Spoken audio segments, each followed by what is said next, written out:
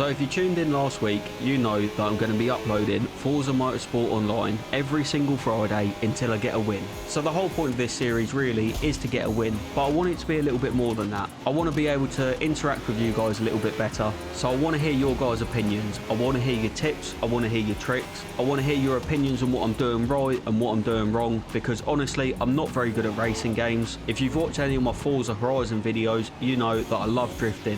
I'm good at drifting, but when it comes to racing, I'm pretty crap. So I really do want to hear from you guys. I want a whole list of comments down below with your tune codes, with your cars, any tips, any tricks you may have for me, any criticism. Honestly, I won't be a dick about it. You can criticise me all you want, call me shit, whatever you want to do in the comments, go for it. I don't care, but I do want to get this win, and I want to get this win with your help. I think it can be a brilliant team effort. So if you watched my last video, I kind of analysed the race as it goes on, from practice, qualifying to the actual race. Any mistakes I think I made, any good points that I think I can highlight, any overtakes or any getting overtaken that I can highlight to you as well, so you guys can analyse really. So without further ado, let's jump into the first race. So we're on to the first race here, and this week in Forza Motorsport Online, you've got the option to race in E-Class or R-Class. Now I've gone for R-Class, but like I say, I'm not very good at racing, so this is going to be extremely difficult for me. You're going to see me spin out a lot, crash a lot, go off track a lot, just like this. So a lot of criticism is available, so I do expect a lot of criticism down below. These R-Class cars, even though they've got a lot of grip,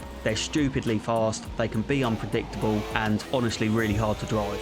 So in this specific race, I managed to do a couple of practice laps. I go for my first qualifying lap, and as you can see, straight off track. Like I say, these cars are so unpredictable, they're really hard to handle. I don't really know this track too well. It feels like a really good track to race on, but I don't know it too well, and it leaves that window of opportunity open to make a lot of mistakes. I put down a 147 in my second lap, and then I put down a 146 in my third, putting me P9.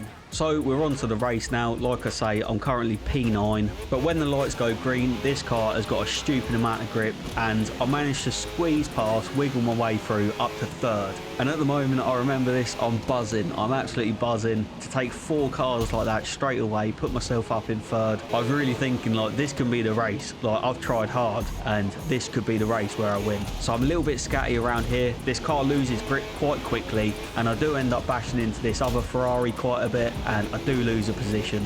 I do manage to hold on to 4th, which is good, up from P9, and we go down this really long straight into that little left, into the right, and I thought I had this, but this car just absolutely smacks me out of the park, and I lose another 3 places to him. There was honestly, in my opinion, no need for that. I was taking the racing line, I was going slow enough that I was going to make it round the corner, and he just absolutely smacks me. I managed to finally wrestle it back on track, and I'm down in P7.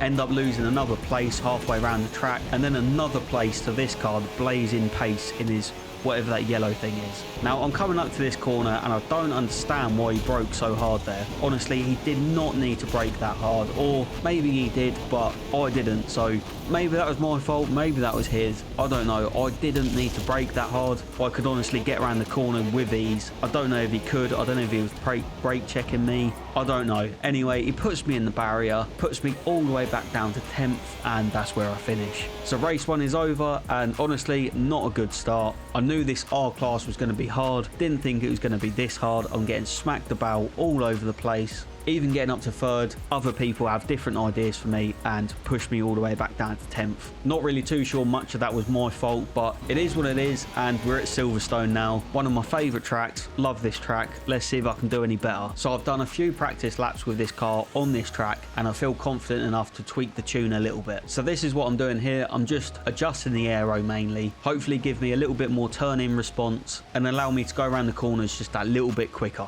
I lock the diff just a little bit as well, just for coming out the corners. It means that you don't skid quite as much. So on to quali now, and I think I actually messed up a little bit there. I think I went over the line and then skipped the lap, so I didn't actually put down a lap time, but it is what it is. Second lap out, I put down a 2:05, which puts me 6th, and then third lap out, I put down a 2:02, which puts me 4th.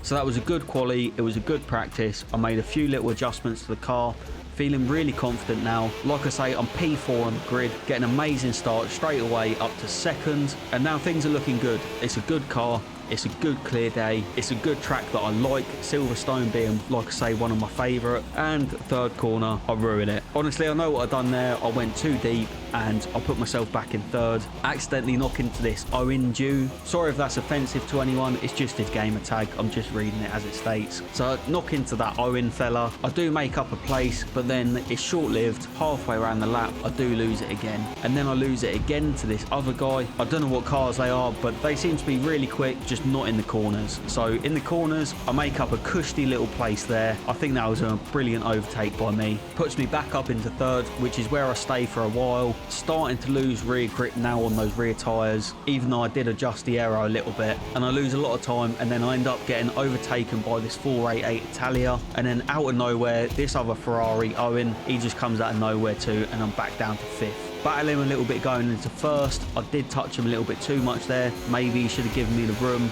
Maybe not. I don't know. But he's obviously angry and he ends up ramming me off track. Don't really think I deserved that, but it is what it is. We move halfway around the track now and I do overtake him. That was my fault. That was a deep dive. I'm sorry. I think I actually said sorry to him as well. But we carry on racing. I see that he's got a 1.5 second penalty. So I don't want to do anything too stupid. I just stay behind him where I can and I just hold back and I look for a clean overtake where possible. So for a whole lap, we're just racing side by side. We're bumping each other a little bit. We're rubbing tyres a little bit and there's no brake lights on these cars, okay?